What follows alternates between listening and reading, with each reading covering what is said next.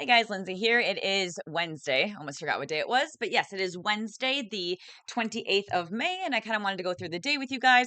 I'm also going to show you like a little bit of weather models that I look at so you can kind of get an idea on how I come up with what I do. But overall, we're looking at showers today. This is going to be on and off. It'll be all day long, and you might get about a half an inch of rain out of this. So you can see that rain really starting to pick up. I'm going to zoom in the map here just a little bit. Don't get too sick as I bring it in. But you can see right there, Racine, Kenosha, Oak Creek, just now getting into Waukesha County. We see this rain chance that is really starting to pick up. And I do think it'll come in batches. You see like a big batch here, and then I think we get some like healthy breaks in between, and then we'll get another batch coming in. So that is something to keep in mind through the day, as I do anticipate us to have, this light to moderate rain shower. It's not strong or severe. With that being said, due to the nature of how this system is working, what's going on is that there's actually an area of low pressure, excuse me, to the south of us. I'm going to zoom the map out. It's kind of like much further south. And as it moves its way to the north, it does have that counterclockwise rotation, and that's going to go right over Lake Michigan. That could actually cause some funnel clouds later today, so just be mindful that you might see some funky cloud action today. But right now, a live look here at Cathedral Square that does highlight us having temperatures in those mid 50s, and you can see also that we're not going to get too warm today, and we're only topping out in the upper 50s, which is well below average. The 45th coldest May on record since record keeping began back in the 1880s, but the coldest May we've had since 1997. So right now it is dry, but it will pick up as we go throughout the day. Again, Racine and Kenosha have already seen this activity pick up. And if you're heading to the Brewer game today, absolutely, it is going to be more of a wet one. That roof is definitely going to be closed, but I do want to show you guys a couple of things. So yes, that is my actual background. All right, so this is a couple of the things that I look at when I'm forecasting. One of my favorite weather models that I use is, or one of my favorite services is NextLab. This comes out of the College of DuPage.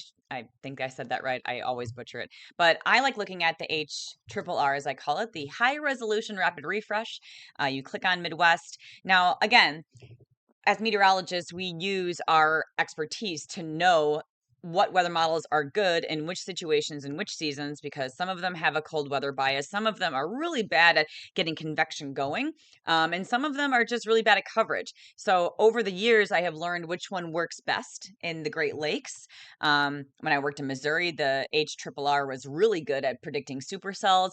However, like the North American model was really bad there. And then when I worked in Mississippi, it kind of felt like all bets were off. The European did really bad in Mississippi, and I think a lot of that's due to being closer to the Gulf. You had the Gulf Stream, you had the second low-level jet going on, so there was just a lot of other factors that you just need to be when you're at a place for a longer time, you kind of learn which weather models to kind of trust. So as you can see here, I'm moving the bar at the bottom of the screen, and you can see it does showcase some of that coverage. And another good thing to point out is if it has the coverage right now spot on, I have a lot of confidence in it going further. If it doesn't get right now right, it's not going to get later correct either. So I usually just delete those models. You can pick different model runs, as you can see on the side of the screen here. So I can go back in time and look at the model from midnight. How did that one look? Okay, now I want to look at the newest one. So you can see that the convection does change.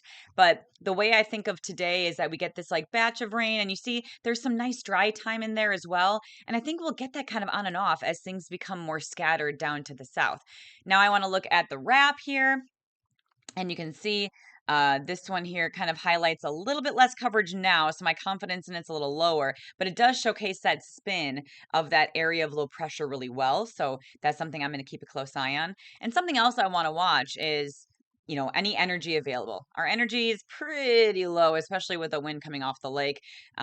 Helicity or EHI, that is what I look at for any kind of spin or rotation. I'm not seeing a ton of that. Any bad weather looks to be happening further to the south. And what I can do is I can go to the Storm Prediction Center to even quantify that. And you can see it right there. The convective outlook is in portions of Kansas and Oklahoma, also into Texas.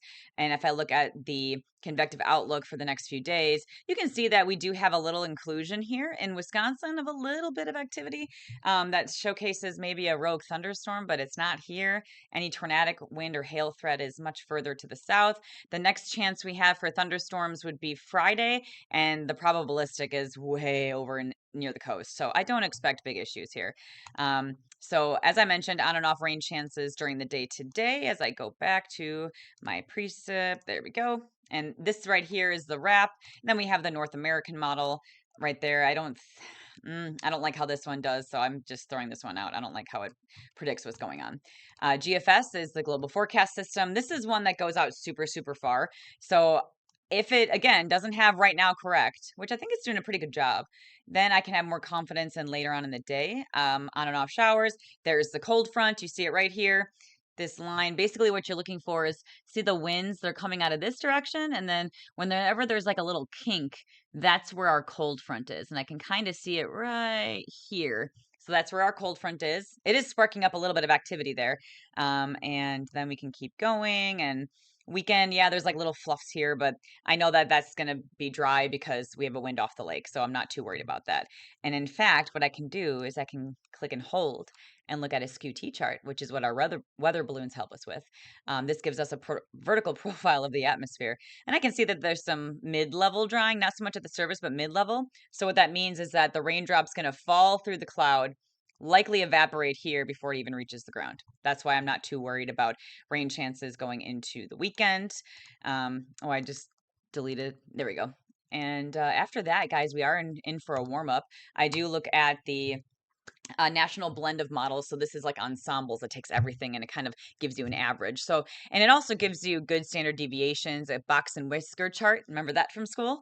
So I like to look at these so I can see ranges, and you see a nice big increase. Oh yeah, as we go to about next Tuesday, I went for high of 80. It's predicting 79, low is 78, high is 84. I'm like, I'm gonna go 80, but I also need to pay attention to wind direction. So that also is showcasing winds. So here you have where the frontal boundaries happen and big drop off.